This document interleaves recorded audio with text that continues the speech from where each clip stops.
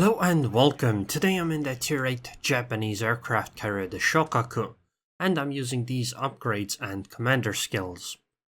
Now in this match I am against the Strike Lexington, and as you should be aware, a Strike Lexington does not have any actual fighters, which means that this is a purely defensive type of game for me as a Shokaku, and because of that I will try to do my best to defend my team with the fighters. Now, of course, this doesn't mean that I am not going to go and try to strike ships myself, because obviously that is necessary. And this is actually a tier 10 battle, so I won't always have the easiest time doing those strikes since I am still a tier 8 ship. And I can see a Shimakaze coming in towards the sea cap. Now if I can, and the Shimakaze does enter this cap zone, I would like to be able to drop on her.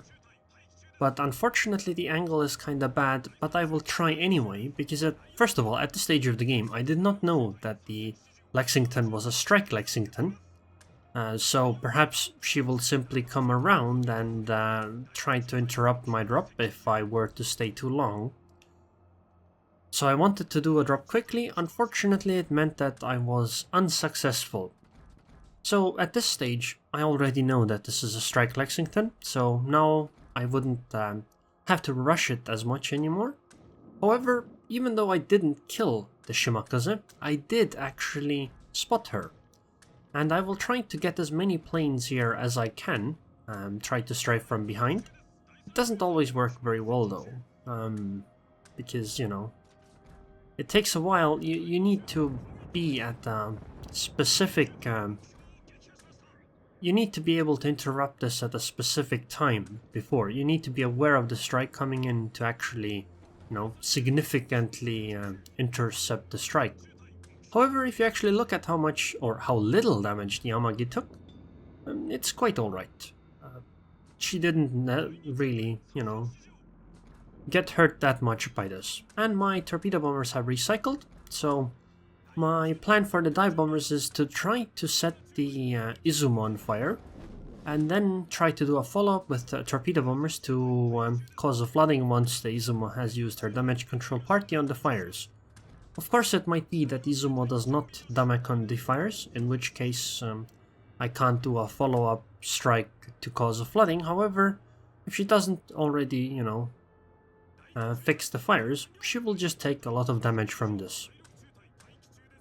Now, the Shimakaze has actually stayed away from the sea cap, so honestly, even though the strike was a complete failure on her, since she didn't actually take the cap zone, it's a fairly advantageous situation, I would say. So my torpedo bombers are up, and my dive bombers are gonna go and try to do the strike on this Izumo. Now, I would like to maximize the amount of fires I get. Unfortunately, due to the Izumo angling, this was actually a bit of a failure. However, I did get 6 bomb hits, however only 1 fire, so I think it's actually quite likely the Izumo does not put this fire out. But if I can do a torpedo bomber strike follow-up, that would still be okay, because it would still deal some damage, or perhaps I can hit this Bismarck instead. Now I have to account for the fact that the enemy carrier is going to strike soon, probably again, because enough time should have passed that she has recharged her planes. So I send one fighter squadron stays at the bottom group of my team, and the other one stays somewhere near the middle to the top. Although I will have to say that I don't think I could actually protect our Hindenburg from a drop there. There just isn't enough room. Even if I were to bring my fighters over there, it wouldn't work. Now the Bismarck had not used her Damacon earlier, so it's gonna probably do it. Oh, actually no, she's still flooding. Okay. It was a bit of a failure of a drop. I think I could have just outright taken her out, but it didn't quite work out that way. She is still flooding though, so there's a chance she will simply sink from that. Okay, never mind. She has used damage control party, but she's probably fairly low. And I spotted the torpedo bombers coming in, so I will try to intercept them. Okay, no, they're gonna go in a straight line, so this will be an easy strike think. I hope, because fighters do actually get... I think fighters get faster, right, when they are in a strafe. In that case, the fighters might actually have a harder time hitting. So I tried to scout with my fighter planes, because while the torpedo bombers were here, the dive bombers appear not to be. Okay, so there are the dive bombers, and my own dive bombers will try to go and set that Tirpitz on fire, I think. Now I don't want to chase those dive bombers there, because they are heading towards a Moskva. While a Moskva might not have a killer anti-air normally, she can use damage control party, and I don't think my fighter squadron would get out alive. Now I would like to go and drop on this Tirpitz. The issue is that on one side there's a Moskva, on the other hand, on the other side there's a Hindenburg. Now if you look at the minimap, you might go, oh, what do you mean on the one side and on the other side? That there's like a whole two map squares between them. That's true, however, you often do need a lot of room to try to do a strike if the enemy actually tries to maneuver. Because even if a battleship starts turning, it takes quite a long time for planes to actually rotate around the battleship to be able to properly drop. At least with torpedo bombers. Dive bombers is a different matter. Now I got 7 dive bomb hits, and some people might go, oh my god, 7 dive bomb hits and you didn't set a single fire, what is this? Well, no, this is actually not bad RNG, because if you noticed, the Tirpitz was already on fire, so I can't exactly set a fire onto a location that already has one, which basically meant that I just couldn't get any damage over time effect from it. Okay, so, yeah, because of the Tirpitz's position, I didn't want to bring my torpedo bombers over there. But now I'm not even sure what to do. I guess I will try to drop on that New Orleans. Meanwhile, I will try to intercept my teammates, intercept the enemy bombers to protect my teammates. Hopefully my one fighter squadron near the western side of the map will keep spotting the Kiev as well. And all I want to do is for them to keep flying around. Wait, why are there torpedoes on my ship? I know that there are torpedoes near my ship, but at this point I'm a carrier. I can't do anything, so basically I adopted the tactic of I will close my eyes and that will make all the bad things go away. So the New Orleans unfortunately does have a damage control party, which she used here, but since I was already in the drop, I could not do that much. I still hit 1 torpedo, which I guess is good enough. Although on the bright side, she will not have a damage control party as a follow-up. Okay, so we have lost 3 ships, the enemy team has lost 1, however we have held 2 cap zones for quite a while and they have not got their second one. So one thing I recommend doing with your fighters if they are basically sitting idle is either go and spot enemy ships, like destroyers, or fly them around to try to catch a glimpse of enemy planes so that you can intercept them more easily. Okay, like right now, there's the torpedo bombers coming, so I'll try to strafe them from behind again. Oh, I think I actually messed up this a little bit, but I think it should still be good enough. Yep, goodbye.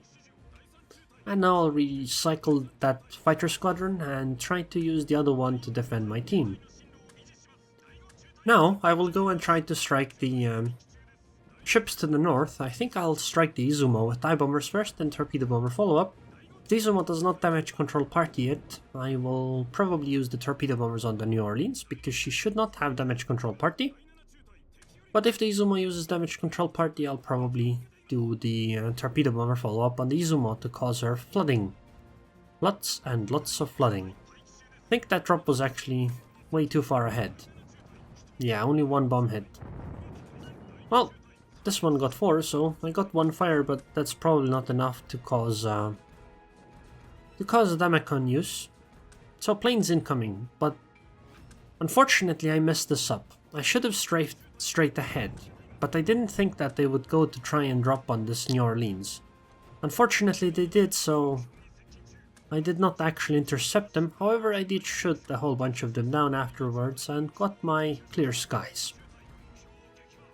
Which is probably incredibly annoying to the Lexington. So, yeah, as you can see in chat, the Lexington is quite annoyed at this moment. So since the Izumo has not fixed her damage control party, I am going to drop on the New Orleans since she does not have defensive fire right now, or shouldn't have defensive fire. Hopefully, maybe, if I'm lucky. So, one of the issues I've always had with Strike Lexingtons is... Oh, also New Orleans down, so now I can just farm the Izumo freely.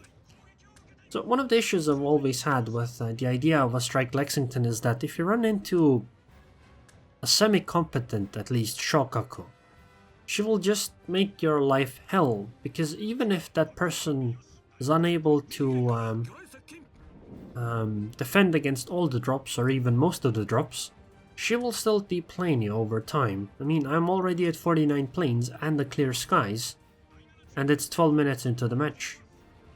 So, yeah, the Lexington is in a pretty poor position in regards to how many planes she has left.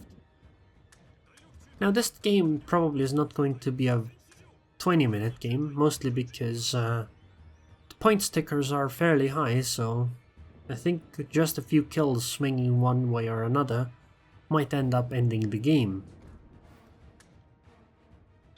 But I will still try to intercept as much as I can. One thing that a team can do against, let's say, a competent carrier player is that they should try to blow up at least somewhat. That is, if you want your team to...